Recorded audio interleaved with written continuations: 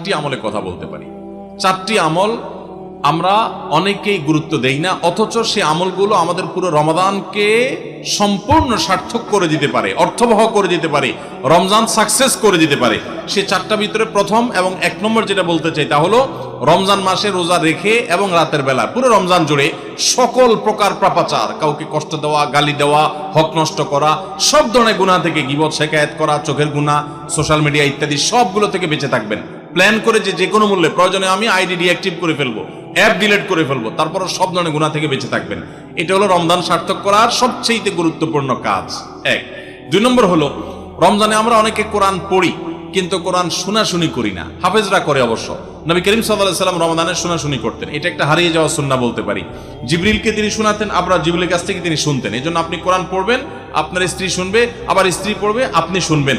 স্ত্রী বলে কোনো কথা নয়, এরকম একে অন্যের সাথে কোরআন শোনাশুনি করবেন। এটা একটা হারিয়ে যাওয়া আমল। 3 নম্বর হলো রমজানের শেষ 10 দিন ইতিকাফ করবেন। রমজানের শেষ 10 দিনের ইতিকাফ এমন একটা আমল, রমজানের রোজা ফরজ হওয়ার পর থেকে নিয়ে মৃত্যু পর্যন্ত নবী সাল্লাল্লাহু আলাইহি ওয়াসাল্লাম জীবনে কখনো ইতিকাফ ছাড়েন নাই। আমরা ম্যাক্সিমাম মানুষ জীবনে কখনো করি নাই। ইতিকাফ করা হলো আল্লাহর ঘরে এসে গাঁটটি বোসকানেই পড়ে যাও যে আল্লাহ ক্ষমা করা ছাড়া যাব না। ইতিকাফ করা যদি মসজিদে ঘুমায়ও থাকে, ইতিকাফ করাটাই যেহেতু একটা স্বতন্ত্র ইবাদত, সো তার ইতিকাফ করার মাধ্যমে লাইলাতুল কদর তিনি অটোমেটিক পাবেন ইনশাআল্লাহ। এই জন্য ইতিকাফের আমলটা আমাদের রমাদানকে সার্থক করে দিতে পারে, অথচ এটা হারিয়ে যাচ্ছে।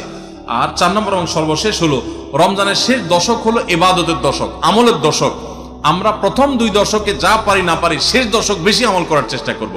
অনেকে আমরা শহর থেকে গ্রামে যাওয়ার জন্য পরিকল্পনা করতে করতে 4-5 দিন চলে যায়। অনেকে কেনাকাটার জন্য 4-5 দিন ব্যয় করে ফেলি। ঈদের প্রস্তুতির জন্য আমাদের শেষের দিনগুলো নষ্ট হয়ে যায়।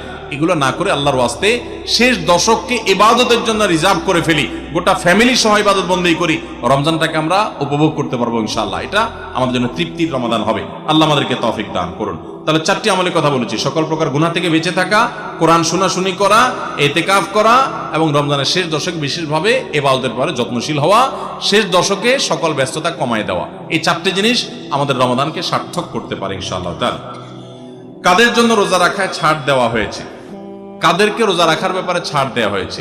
নাম্বার 1, অসুস্থ ব্যক্তি। এত অসুস্থতা যে অসুস্থ অবস্থায় রোজা রাখতে পারে না, তাহলে তিনি পরবর্তীতে রোজা রাখলেও হবে। আল্লাহ বলেছেন ফাইদাতু মিন আইয়ামিন উখরা, অন্য সময় রোজা রাখবে সে। আর যদি একেবারে অক্ষম হয় তাহলে সে ফিদিয়া দিয়ে দিবে, রোজার প্রত্যেকটা রোজার বিনিময়ে একটা করে ফিতরা হিসাব করে দিয়ে দিবে।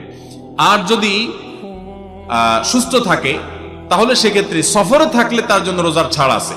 আল্লাহ বলেছেন ফামান কানা মিনকুম মারিদান আও আলা সাফারিন, কেউ যদি সফরে থাকে ওই অবস্থা তার কয়টা রোজা যদি বাদ যায় সফরে থাকার কারণে, ওইগুলো পরে রাখলেও হবে। তাহলে সফর অবস্থা রোজার ছাড় আছে। অসুস্থ অবস্থা রোজার ছাড়া, যদি অসুস্থতা সেই লেভেলের হয়, সামান্য একটু সর্দি কাশি হয়েছে আর ওই অজুহাতে রোজা রাখলে না, সেই সুযোগ কিন্তু নাই। তাহলে এই 2 অবস্থা রোজা না রাখার সুযোগ আছে। আর মেয়েরা তো মাসিক অবস্থা রোজা রাখবেই না, নিষেধ।